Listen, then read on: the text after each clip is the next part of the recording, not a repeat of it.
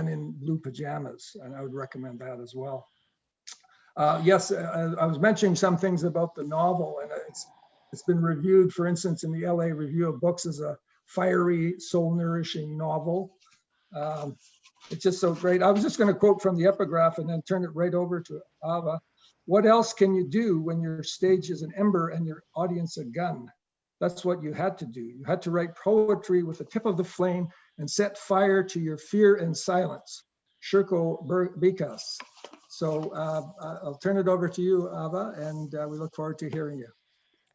Thank you. Thank you very much, Rob, for that nice introduction. Thank you, Kim, for organizing, and everyone else who is working hard behind the scenes to make this happen. Thanks to everyone for attending. One of the worst things that can happen to a prisoner from my interviews with them is something that's worse than being tortured, something that's worse than going through all those horrible interrogations, is the sense of being forgotten by the outside world. I've heard this from numerous prisoners, so I want you to know that what you're doing today, taking time to writing to the prisoners, can really make a difference in someone's life. So it matters, it's impactful, and it's amazing. I'm glad you're doing this. And I'm glad that Amnesty is giving us an outlet to turn our compassion into action, because that's also important. A lot of time we want to do something, we just aren't sure where to start. So, but let me tell you about how I became a novelist, an activist, and a journalist. So yeah, as Rob mentioned, I am the first Kurdish woman to have published a novel in English, which begs the question of what are the other Kurdish women doing? How can anyone be the first of anything in the 21st century? As you know, the Kurdish women haven't been given a platform in the media. When they have, recently, as of 2014, you have seen them as fighters, as the powerful, strong women who have defeated ISIS, one of the most vicious forces of our time, the Islamic State of Iraq and Syria. And those fighters, those brainwashed jihadis who were willing to kill themselves, explode themselves, and kill others for the 72 virgins in heaven, they didn't fear death. You know what they feared? They feared getting killed by one of these Kurdish women, because they believe if a woman killed them, they would not be able to go to heaven. So these Kurdish women, though, they didn't appear out of the blue. It's true that we've been ignored for decades before that. But women, Kurdish women, still in the 21st century, they have to fight for the right to live in peace. And now that must be a very difficult thing to understand for someone in Canada, where the right to live and the right to live in peace is a given, except for periodic turmoils in politics. But for the most part, that might be a difficult thing to relate to. But how did we get there? I have to really start from the beginning. And that's when the Allies, after the First World War, when they decided to divide what they consider the spoils of war, they decided that first they want to give each group of people their own governors, because Kurdistan has been on the pre-World War atlas. But then so they decided that it's better if the Kurds ruled themselves. There was a treaty that was signed, the promise was given. But easily the Brits decided to break that promise. Why? Because it wasn't in their interest to have Kurds rule themselves. It was more beneficial if they followed their old divide and rule policy. And so they decided that it's not in our colonial interest, imperialistic interest, to give these people their state. And that for the past 100 years has caused innumerable and inexplicable suffering for our people. Now, what does that mean to me as an individual, as a Kurdish Canadian author? Coming of age in Kurdistan, I learned really early on that just being alive, just breathing, was an act of subversion in itself. I realized very early on that I belonged to a group of people who have been targeted for annihilation repeatedly over time, from the 1937 to 38 Dersim massacre in the hands of the Turkish government, to the 1966 to 86 to 88 at the hands of the Saddam Hussein, to the ongoing executions in Iran, and the ethnic massacre that we witnessed in October 2019 in Syria, where Trump decided to pull out the American troops and let the Kurds be slaughtered by Turkey. So in sum, we are a nation that have been denied a state of our own in the age of nation states. And that means all these countries that rule over us, Iran, Iraq, Turkey, and Syria, they don't see us as humans. They see us as threats to be annihilated. And that's why I grew up with a lot of hushed stories of mass killings and how we survived them. How these government soldiers, even volunteer militias, came to our villages, burned our villages, raped our women, killed fathers before the wide open eyes of their children, and more, a lot more. The problem is that those of us who survived the physical erasure, we now had to deal with a lot of cultural destruction. The countries, the states that rule over us, they try to destroy us. When we survive that, they try to deny our existence. You know, they call us mountain Turks. They say, you're not on the map, therefore you don't exist. And then they try to define us. When we won't go away by all this oppression, terms of oppression, then they try to tell us that we are what they think of us and not who we actually are. So in Iran, Khomeini called Kurds mufsid fil arz when he gave his fatwa for killing Kurds. That's translated to corruptors on earth, and so on and so forth. On the other hand, Kurdish parents tried to kind of protect their children in this assimilate or annihilate policy that was going on in all these countries. And unfortunately, that created a cognitive dissonance between generations of Kurds who now couldn't speak each other's language, couldn't read their history, and they have been subject to these forms of cultural genocide. So the whole time being in Iran and then growing up, going to grad school, working as a journalist, being passionate about justice, writing characters, female characters who employed agency in their lives, and living in a country that said women can't go to work without their husband's permission, women can't leave the country without their husband's permission, and so on and so forth. A country that really criminalizes your gender.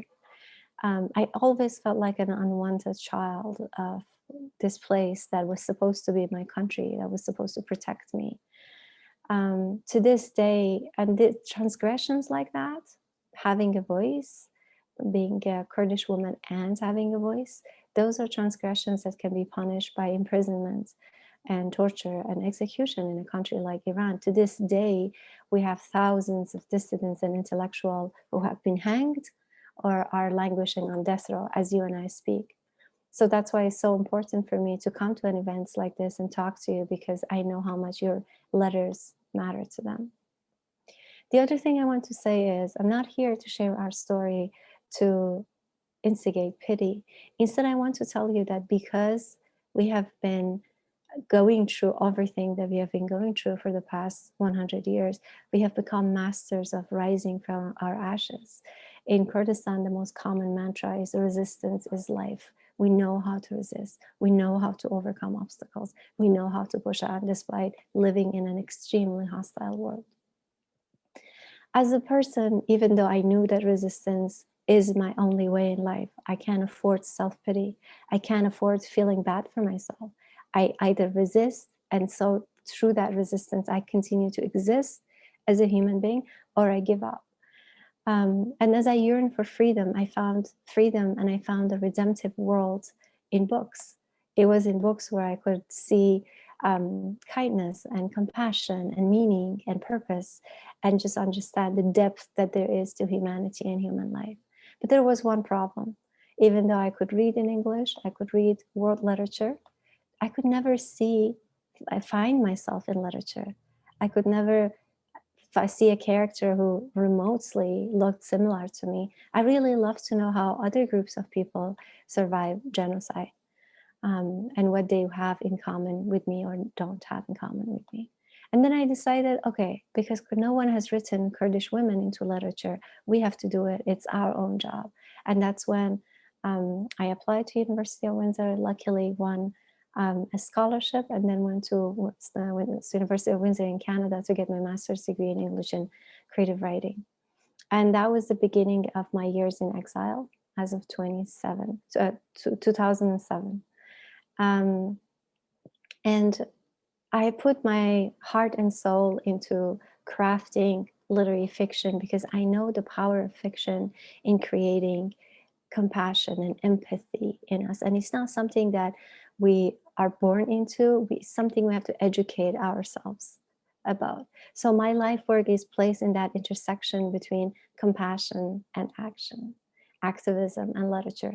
I believe in the power of creative work to evoke empathy and sympathy and to humanize groups that you don't ever hear about, to put a human face onto struggles that you just have really remote ideas on. So that's why I put blood and sweat into crafting this novel, Daughters of Smoke and Fire. This is my Canadian cover. The red one that Rob showed you and it's behind me is the American cover. I have the Canadian cover too, so I don't want my Canadian publishers to be upset. So this book, which was published by HarperCollins in Canada and Abrams in the US, has received a lot of acclaim, luckily, as Rob mentioned.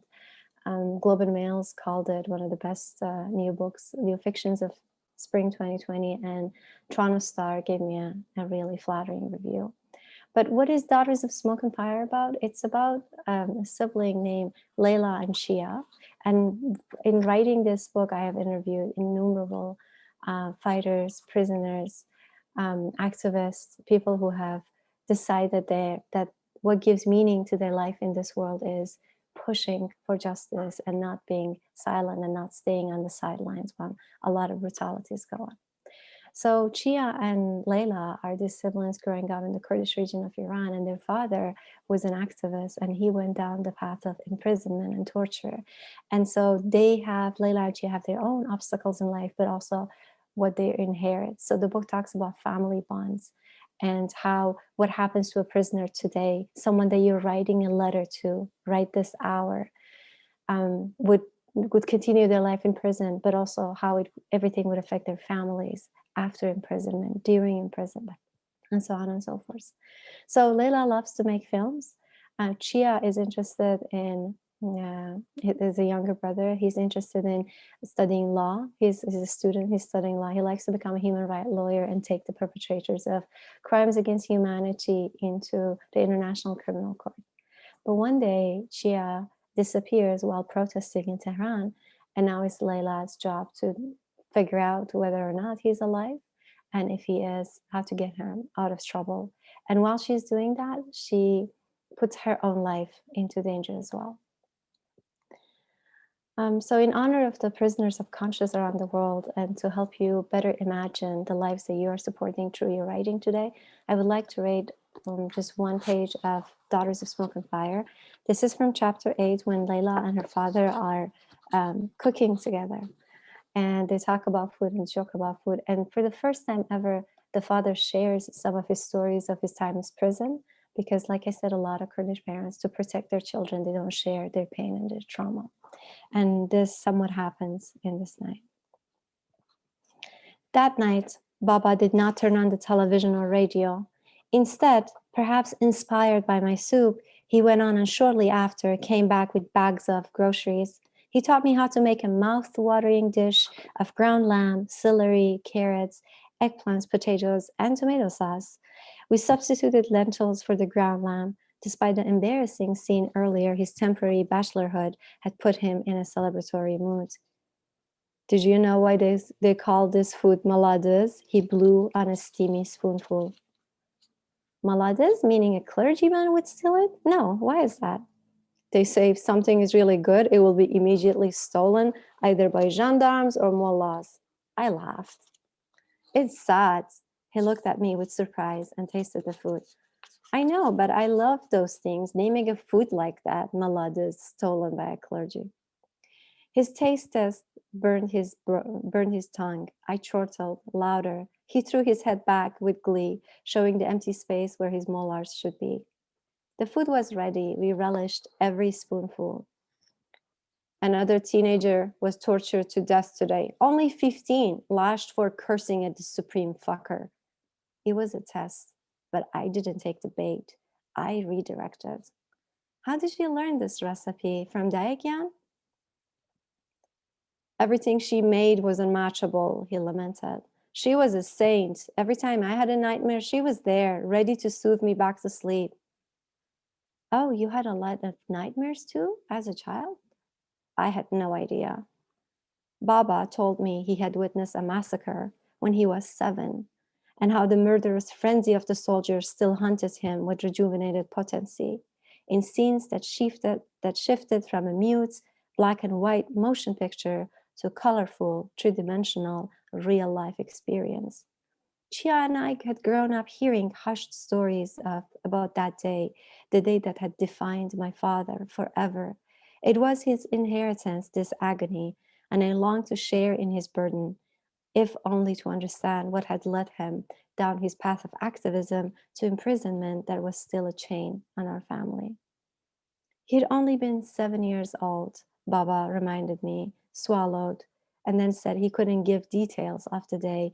Instead, he shared how he still relived it some nights. In the nightmares, my father was there again, a horrified witness to the parents' shrieks and pleas, the soldiers' mirth, the growl of the deadly tanks, the prisoners' silent tears. Raising his eyes to the sky, Baba would beg for divine intervention, for an end to the cruelty. Instead, he'd find himself in a hole, buried up to his chin, at once a terrified spectator and a panicked captive. He would wait for God to pay attention. He would wait until there was no more waiting to be done, and the threat of tank was upon him. As the tanks rolled in, his inability to scream would wake him up. Grandmother would then emerge with a calming hand in a sky blue dress, looking like a fairy who had entered through the window. Outside, a truck's tire crunched the snow. Stunned, I studied Baba's stoic face. I swallowed, wanting to say something, but what? That he was a gifted storyteller? That I understood him well because I also suffered, even though my exposure to genocide and incarceration was secondhand?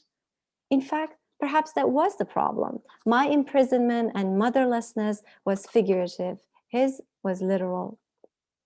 Did you have that nightmare in prison too, Baba? I finally asked. I summoned patience until he spoke.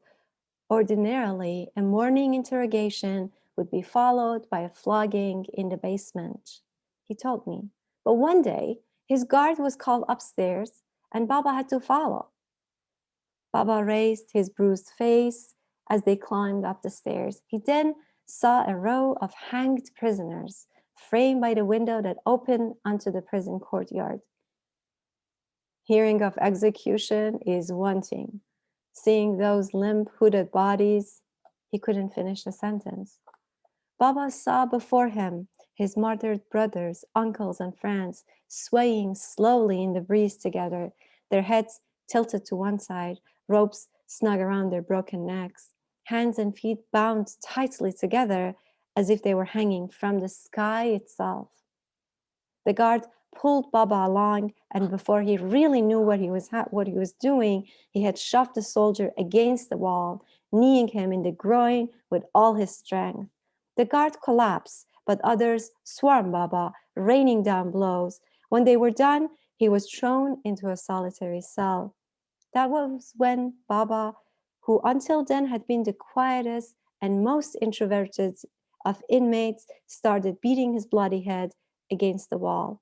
As punishment, he was kept longer still in isolation. His tiny cell had no ventilation for months. He sat alone and picked up the scraps of plaster that fell from the ceiling. I bit the inside of my cheeks to swallow down my own tears. Sitting across the dinner table was a man who had paid a massive price for hoping and trying for a just world, who had fathered and then neglected me. And here I was, sliding down a similar inevitable path. I just want to end on the notes that, thank you very much, that I think to me being a compassionate human being and being growing as a human really lies in it's like rebirth and resistance. It lies in our ability to make room for each other, care about each other, and try to create an inclusive world where no story is left untold and no one is forced into voicelessness. I really hope that you will pick up a copy of Daughters of Smoke and Fire. to understand more the complex stories of the Kurds that I could never give justice to in a 20-minute presentation. And I hope that you will also get a copy for someone you love. I want to end on a note that my publisher, HarperCollins, has sponsored a giveaway for Amnesty's events. So if you would like to your name to be drawn, please post on social media about why you would be interested in reading Daughters of Smoke and Fire, and then tag HarperCollins and me, and the winner will receive a copy in the mail. Thank you. Thank you very much. I wanted to say that, and ask you a question, Ava. Many would say that Donald Trump had many terrible mistakes in his foreign policy and worse, actions that were in some cases malevolent. And certainly his betrayal of Palestinians was one serious action he took. But I notice in The Independent, Patrick Coburn claims that the worst crime of the Trump years was what he refers to as the greenlighting of Turkey's invasion of northern Syria led to the murder, rape, and expulsion of its Kurdish inhabitants. Right. And in the Kurdish enclave of Afrin. And I wonder if you wanted to talk about that and perhaps relate it to, the very serious events you described in your novel. It's in a different geographical area, but many of the same issues arise. Right. Yes. Yes. So Rojava is this beacon of hope for Kurds, because in the middle of war and destruction, and you know how complicated the war in Syria is, Kurds in northern Syria managed to create their enclaves and create a democratic government where they emphasize three things: gender equality, ecosystem, and democratic federalism. And that's where the Kurdish women had their all-female militia and were able to fight ISIS. But these women weren't just fighting ISIS, they were also going knocking on the doors and educating people about awful things like how polygamy or child marriage would harm the population and the society in general. So these women were fighting two battles at the same time, once against the backward culture that they live in, and once against the ISIS, which was promoting that kind of backwardness. And so because of everything they were able to achieve in the middle of this chaos, it was a mecca for a lot of people who believe in a human's ability to create a beautiful world, regardless of the ugly and selfish parts to our nature. And so Kurds were also noticed not because of what they have been achieving, but mostly on their own, and culturally speaking, how they were able to create schools and teach children Kurdish, because the language has been denied for generations. But we were mentioned because we were the most reliable allies for the coalition, the international coalition against ISIS. And because the image that the world has of Kurds is so different from the image that these Kurdish women presented in the fight against ISIS, it drew a lot of international attention. And as Kurds, we believed a lot of what we suffered, all the cultural genocide, physical genocide, all the imprisonment, torture, everything that we've been through, has partly to do with the fact that we were left unknown to the world. And we thought after being a protector of the world against ISIS, then that age of voicelessness and powerlessness and betrayal has ended. But it turns out that it takes Donald Trump nothing to get on the phone with Erdogan and make whatever deal that they are making and just give up on the life of thousands of people. And a lot of the journalists and even US military spoke against it. They said that Kurds had sacrificed 11,000 lives to defeat ISIS. They didn't just protect the Kurdish areas. They went inside Raqqa and Baghdad and other places to take back lands from ISIS. So how would you betray an ally like that? And how would that reflect your image in the world? And so I do agree that one of the most horrendous crimes that Trump has done, and it's a difficult thing to say for a person who causes damage on a secondly basis with each tweet, but one of the most horrendous things that he has done was that he betrayed the people that he had worked with for so long. And I don't think he even knows. I don't think he even has a guilty conscience about it. That's the kind of narcissism that we're dealing with. But Joy Kagawa, who blurbed this book, she said the same thing. She said, if we have storytellers and if we read the Kurdish stories, we wouldn't have let this to happen. We would have written to our representatives.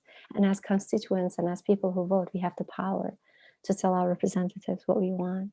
So I really hope that through this book, Canadians get to know Kurds a little bit more. And I have no claim that Kurds are perfect. I just want to say, like any other group of humans, we're also, funny, awkward, imperfect.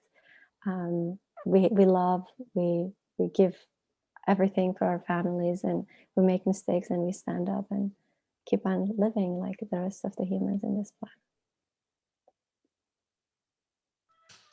Ava, I'm interested to hear that Joy Kugawa, she wrote a blurb for your book. Yeah. She's such a wonderful writer, and I was thinking about you being the first Kurdish woman to write something. I recently read a book by the first Equatorial Guinea woman who's published a book, and you touched on this a little bit, I think, but it is a problem when you're the first, right? Because then you are held up as the example, and that what you say is the absolute truth. And so how do you combat that to let people know that there's still a diversity of voices within your community? And that's such a valid point, Kim, because this burden of representation is a really difficult thing to deal with.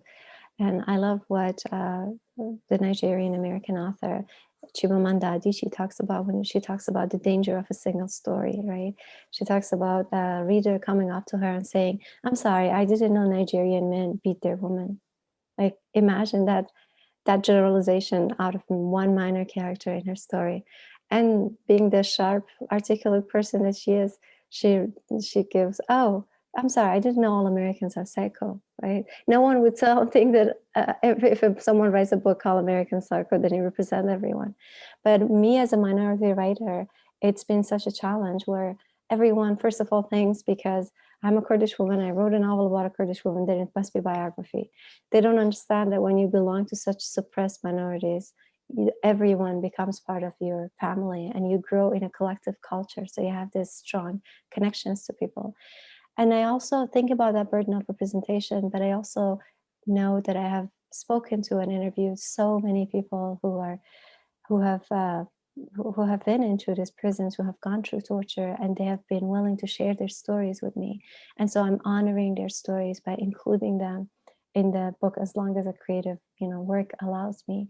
And looking at the burden of representation versus my job to be a voice and also to be one of these people, like people in Amnesty, like people in wonderful nonprofit organizations who are working to banish voicelessness, that I'm also fighting this battle. So in perspective, looking at what I have been privileged enough, lucky enough to finally achieve, because it took years of working through the gatekeepers to tell an untold story, because the people that are interested in repeating and reproducing the familiar stories, and a story about Kurds is not by default exciting, so given like in perspective to what they have been through and what they have shared with me, even though I do not like this burden of representation, and I have mentioned in almost all my speaking engagements and interviews that Kurds are 40 million people. They live in 4 different countries. They have different voices. And I don't know why there is this assumption that any group of minorities only have one voice and they can only live one way, whereas being nuanced and complex, it has to do only with being in privileged countries, which isn't the case. And that's another thing I wanted to show in this book by showing the family having a meal, cooking together, joking about the name of the food and so on and so forth.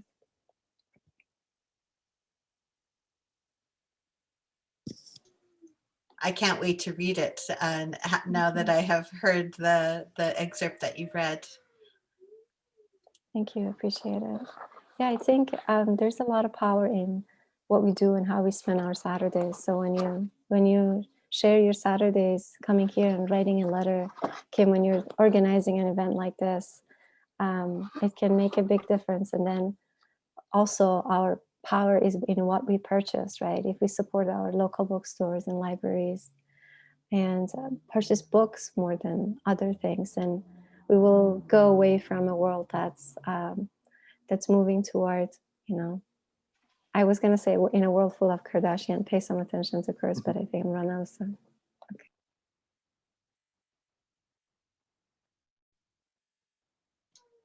Thank you Did so you want to much for say- joining us. Yeah, go ahead, Rob. I was just going to say, of course, as it refers in the cover to your novel, that the novel was actually timed with the 10th anniversary of the execution of Farzad Kamanjar.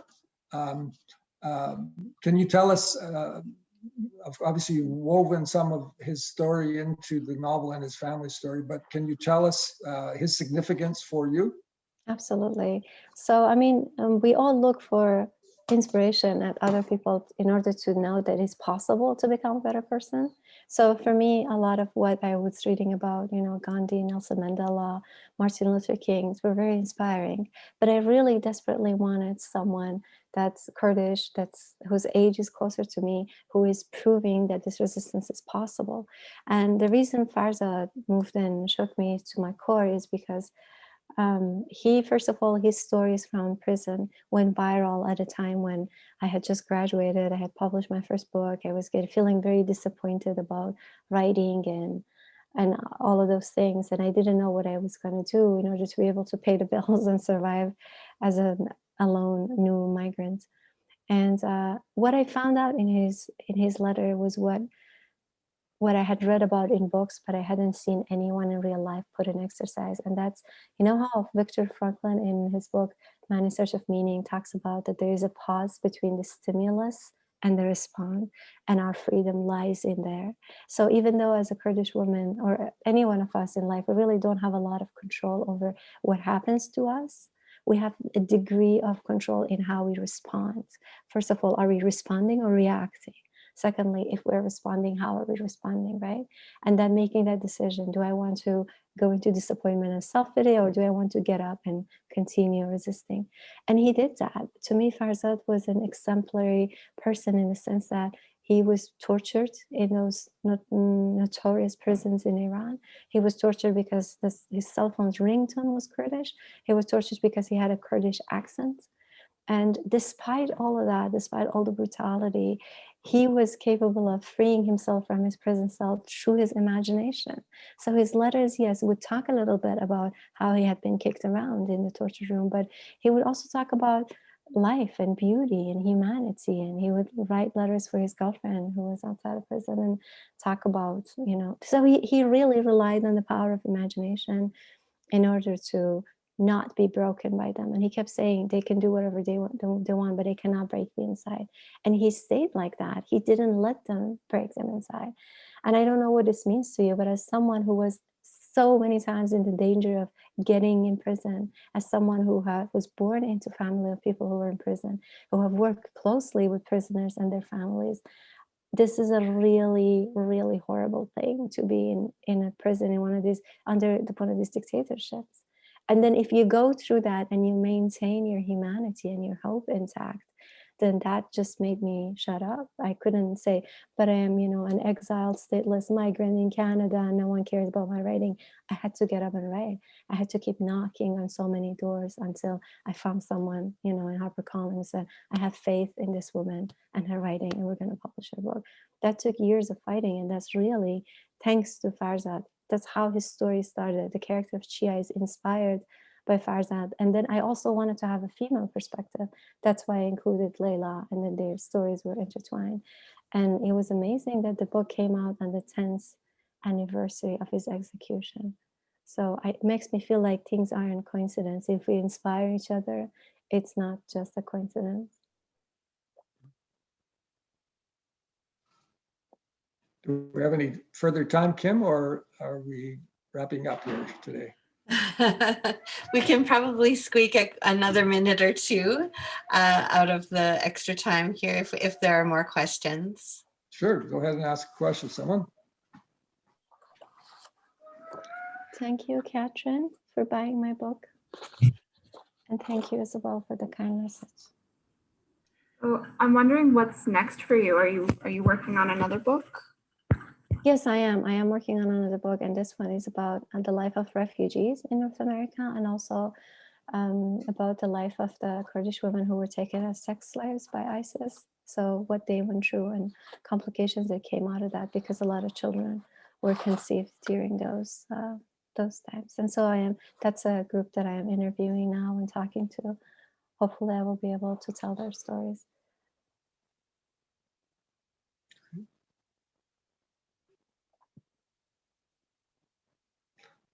Okay. Thanks very much for speaking to us today and for giving us such a powerful and moving novel that, again, I'm hoping many of us will read, many of our group will read. It's sort of it's a brilliant book for Amnesty International members to read, because it not only deals with the topic of human rights, but it dramatizes it. It makes it very personal and real, because the characters are real. This has been such an honor and privilege to talk to a group of people who are really trying to be part of the force that's not complacent, but is actually taking action to change things.